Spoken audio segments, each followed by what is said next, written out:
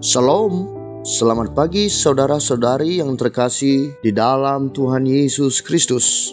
Selamat bergabung kembali di dalam renungan pagi hari ini. Sebelum kita membaca dan merenungkan firman Tuhan, marilah kita mempersiapkan hati dan pikiran kita dan memohon tuntunan Roh Kudus. Mari kita berdoa. Bapa yang di surga, kami bersyukur atas pemeliharaanmu sepanjang malam ini, sehingga kami boleh bangun dari tempat tidur kami. Untuk memulai hari kami pada pagi hari ini Bapa, kami mau mendengarkan firman-Mu.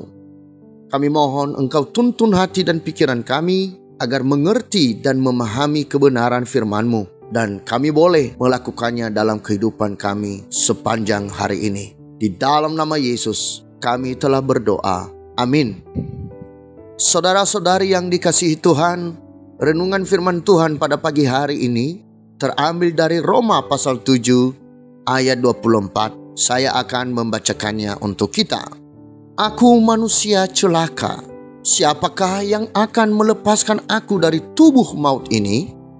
Saudara-saudari yang dikasihi Tuhan, judul renungan kita pada pagi hari ini yaitu Kasih Kristus. Saudara-saudariku yang terkasih, semua manusia adalah pendosa. Paulus mengakui hal itu dalam nats yang kita renungkan pada hari ini. Lalu, bagaimana sikap kita karena saya, saudara, dan kita semua adalah pendosa? Ya, kita harus mengakui dosa kita karena Tuhan adalah setia dan adil, panjang sabar, dan melimpah kasih-Nya. Demikianlah kita sering mendengarkan firman Tuhan dalam pengakuan dosa. Hari ini kita akan belajar dari seorang tokoh yang memiliki pengaruh besar dalam Alkitab, yaitu Paulus. Paulus adalah seorang Yahudi yang mentaati hukum Taurat dengan sepenuh hati. Saat dia menganiaya Yesus dan pengikutnya, dia berpikir sedang melakukan kehendak Allah. Namun, saat Paulus mengenal kasih Kristus, maka Paulus menyadari bahwa hidupnya adalah anugerah Tuhan. Paulus menjelaskan bahwa manusia cenderung melakukan dosa karena dosa telah menjadi DNA, materi genetik, seperti yang dijelaskannya dalam Roma pasal 5, bahwa karena Adam telah berdosa dan dosa telah menyebar seluruh dunia. Oleh karenanya, manusia tidak bisa lari dari dosa. Yang lucunya adalah manusia juga menyadari dosanya, tapi tidak bisa berhenti melakukan dosa.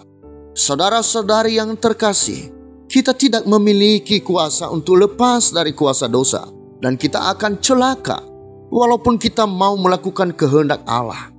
Hal yang dapat kita lakukan adalah hidup menurut pimpinan Roh Kudus dengan penuh harapan bahwa orang percaya akan diselamatkan oleh Kristus.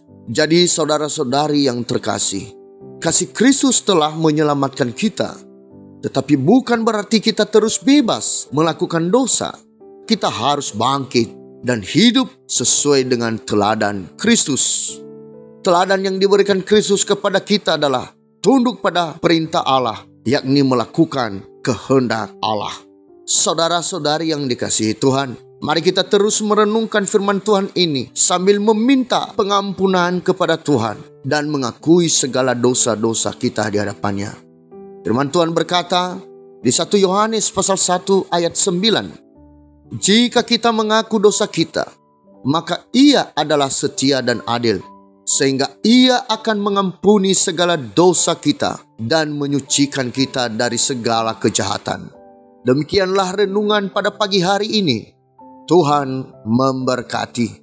Kita akan menutup renungan dalam doa. Tetapi jika saudara ingin didoakan secara khusus, hubungi email kami.